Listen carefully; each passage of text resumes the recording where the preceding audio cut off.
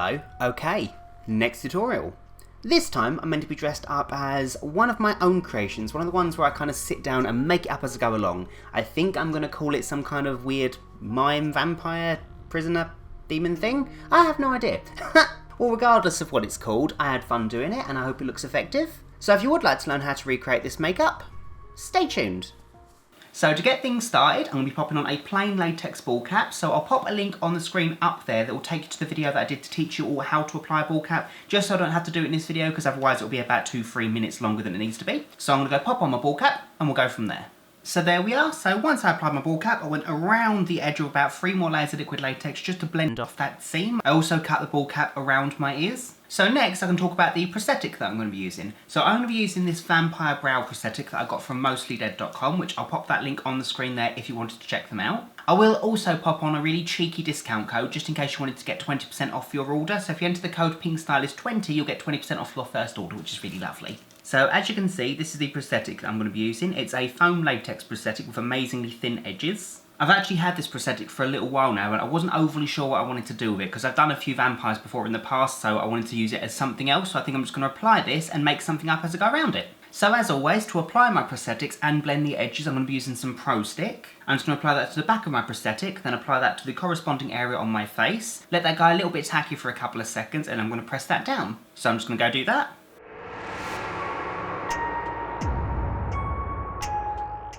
Then, once that's all stuck down, I can take some more PROSTHETIC on a cotton bud and I can start rolling it away on the edges to seal them in and blend them off.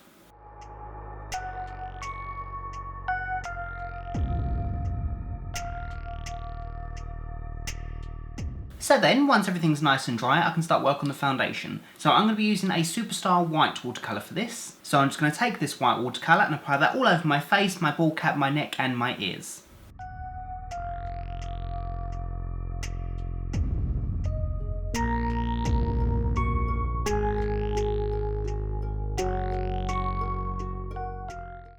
I'm then going to take a black cream by Makeup Forever. I'm going to be using one out of their Flash palette. You don't really need the Flash palette, but I have it here, so yeah. So I'm just going to take that black cream, apply that onto my eyelids and underneath my eye, and then blend the colour away.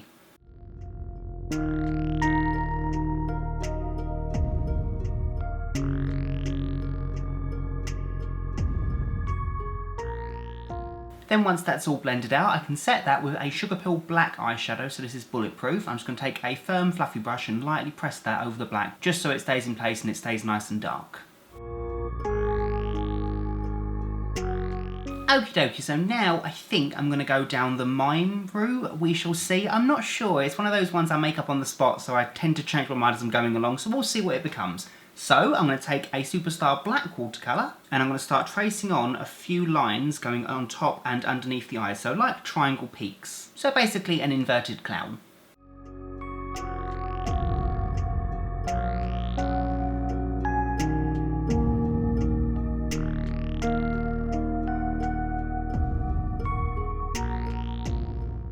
Then, once they're done, I can take the black cream once again on a super sharp angle brush and I'm going to start tracing all of these brow furrow lines and some wrinkles around the eyes just to add a bit more expression in there. The idea is that I'm going to go in between the lines and then fade the line away.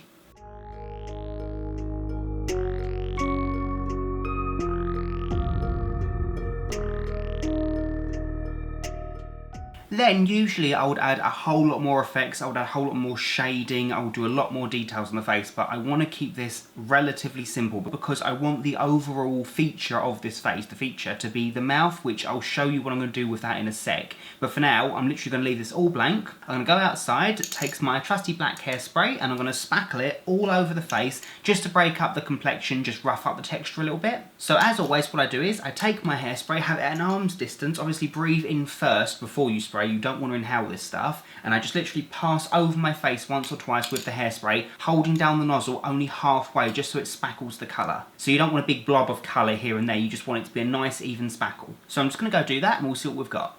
So there we are. So you might have noticed I've not done anything on the bottom half of my face. That is because I'm going to be covering this whole area in bandage. Yeah. So what I've done is I went out and I bought a sheet of bandage that I cut into strips, so I've got strips like this, that I folded over to make them quite a bit thicker than they would usually be. And the idea with this is I'm going to make about 3 or 4 of these, and I'm going to place them going around my mouth in a cross pattern, and then one going across the middle around my ears, and I'm going to tie it at the back of my ball cap. So consequently, it's going to make my speech a little bit muffled, so I'm going to switch over to voiceover now, just so you can understand me a little bit better. And I should point out, there's no need to stick these down. As long as you make them long enough, you can just tie them at the back of the head. So I'm just going to start doing that now.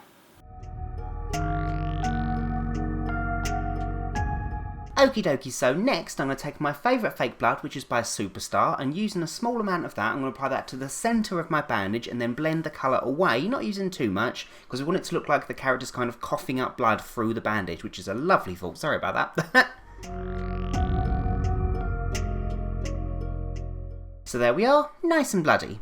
Then I can take a MAC Fluid Line in Black Track, which is a cream which is safe for the waterline of your eyes, and I can apply that in both the waterlines of my eyes just to get rid of any hint of colour in there. So there we are. So the only other thing to do now is to pop on a costume, pop in some contact lenses, and I do believe we're done.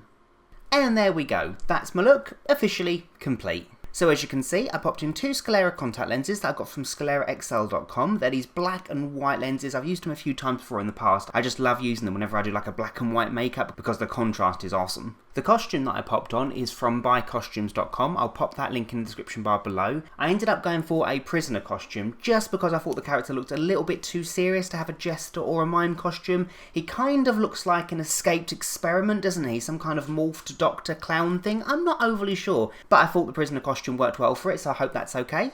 And yeah, so that's my tutorial complete. I really hope you all enjoyed it. I really have so much fun whenever I do these like made up on the spot makeups where I just make up my own original design off the top of my head. It's nice to just play around with makeup sometimes and have fun, really, isn't it? So thanks again everyone so much for watching. If you like this video, you know what to do. Like, comment, subscribe and all that jazz. And yeah, so until next time, bye fluffies!